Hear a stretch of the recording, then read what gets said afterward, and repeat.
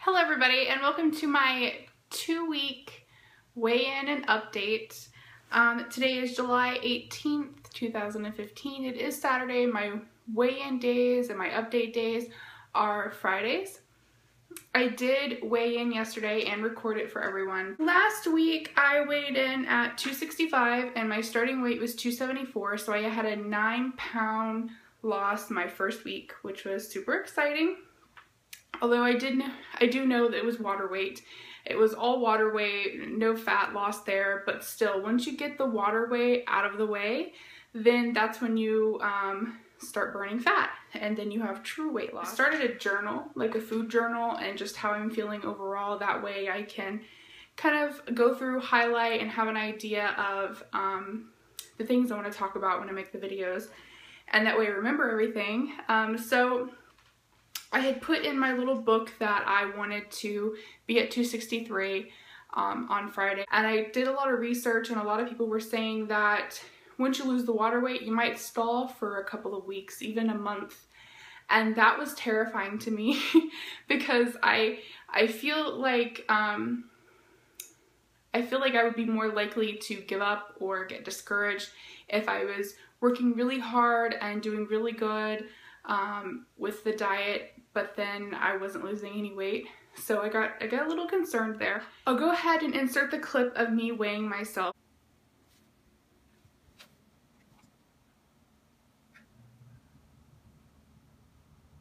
As you can see, I hit my goal and I was totally blown away. If I wasn't looking so crappy at the time and in my underwear, I would have flipped the camera around and like screamed, because like I said, I weighed frequently throughout the week and I wasn't even coming anywhere close, and I was feeling so bummed about that. And when I got on the scale and it was 263 even, which is super lucky because every time I weighed myself, last week when I weighed myself and this week when I weighed myself for the videos, I've gotten like a rounded even number, none of the points or the ounces or anything. So I can officially say that I lost 2 pounds in week 2, and that brings my keto grand total to 9 pounds in 2 weeks, and then an overall for my heaviest weight of 294, that is 31 pounds since my heaviest weight, which was not this past April, but the April before. So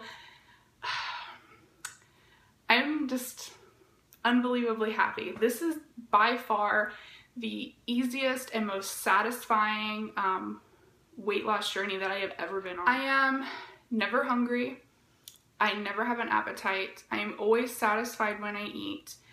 I, in this second week, have not had any craving snacking because I just don't have an appetite. I mean,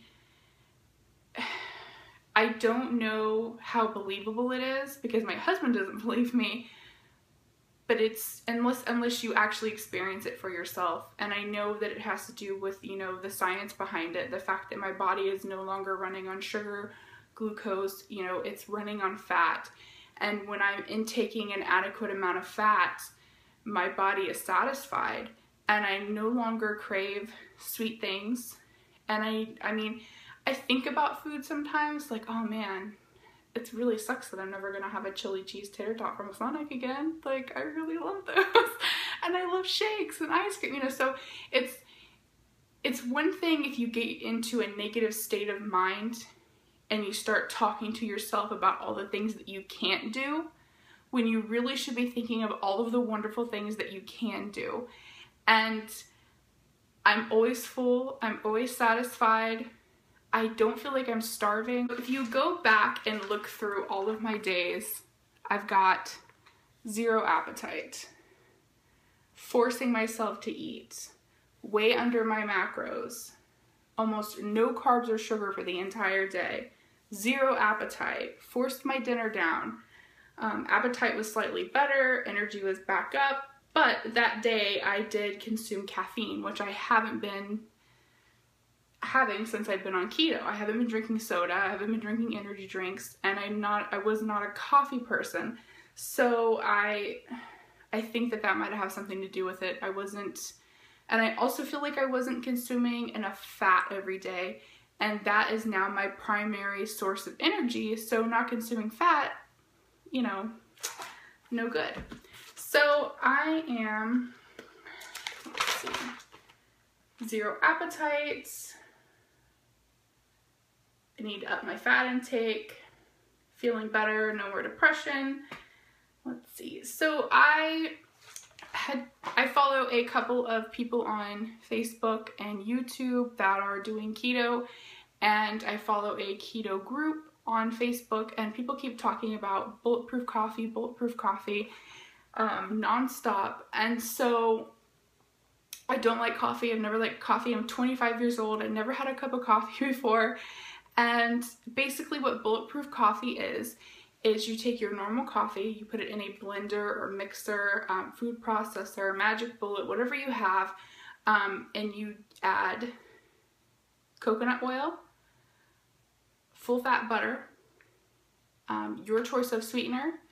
I used heavy whipping cream and stevia, which is my choice of sweetener, and then a little bit of vanilla, and you whip that all together in the blender, and it is amazing. For the first time in my life, 3 days ago, I had my very first cup of coffee, and I loved it, and I've been drinking it every day now, and that's probably why I'm kind of like jittery and crazy in this video. It's because I'm new to coffee, and I'm trying to get used to the amount of caffeine that it has in it. But what is the beautiful thing about the bulletproof coffee is not only do I get an energy boost and I am feeling so much better throughout the day, but it is a great way to intake more fat, and I'm getting a ton of fat in my bulletproof coffee. Like, I have never felt better in my life. I have never felt lighter and more energetic and just overall amazing.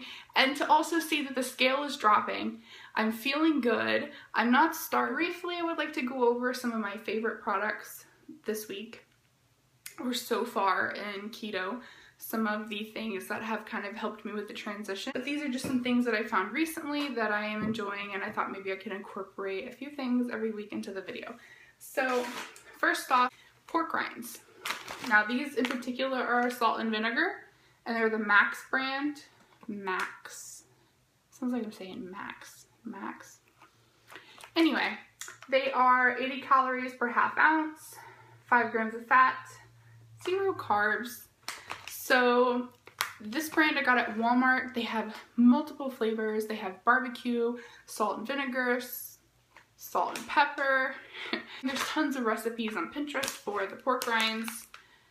So I can't wait to try some of them out. And then, like I said, it's so nice to have these in the cabinet for when I, have a potato chip hankering, or, I want something crunchy where I would normally grab something carby. So no carbs in that. That's fantastic. Second is this Luann coconut oil. I personally do not like the taste of coconut at all. Ugh. I hate anything that tastes like coconut, anything that's tropical, that has coconut in it. And I've been trying all these recipes, fat bomb recipes, and of course the bulletproof coffee recipes, and I just cannot stand the taste of the coconut, but I still want to get the fat. That's 14 grams of fat in 1 tablespoon.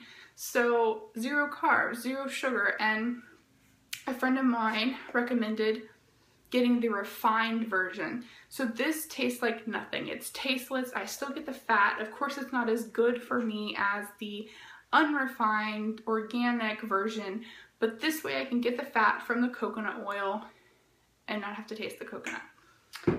And second is stevia.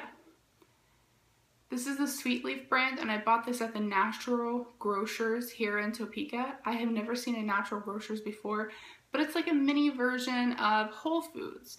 So everything's quite pricey, but everything is available to you in its natural, organic, gluten-free, crazy versions. So I went there just kind of looking around to see if I can find some snacks. And as you can see, it says 0 calories, 0 carbs, non-glycemic response, no bitterness or aftertaste, and no artificial ingredient. And it's made with inulin, soluble fiber, organic stevia extract. So there's none of those crazy artificial sweeteners in here that are going to cause your blood sugars to spike or make you bloat up or take you out of ketosis. And then also at the same store, the Natural Grocers, it's Zevia.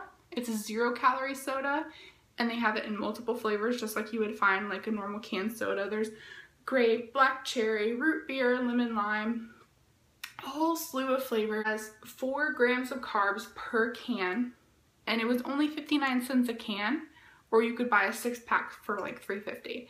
So it's not overly expensive, crazy natural food store product, but it's something that is not, like I said, not going to spike my sugar or bring me out of ketosis. If anybody has any questions about the things that I've shown you or the things that I've talked about, leave your comments down below, and I will be back here next Friday on the scale again, show you where I'm at, hopefully doing great, and hopefully have some kind of long-term monthly goals planned out. So once again, thanks so much for watching, and if you're not subscribed, go ahead and subscribe, and if you can't wait for the weigh-in next week, give it a thumbs up.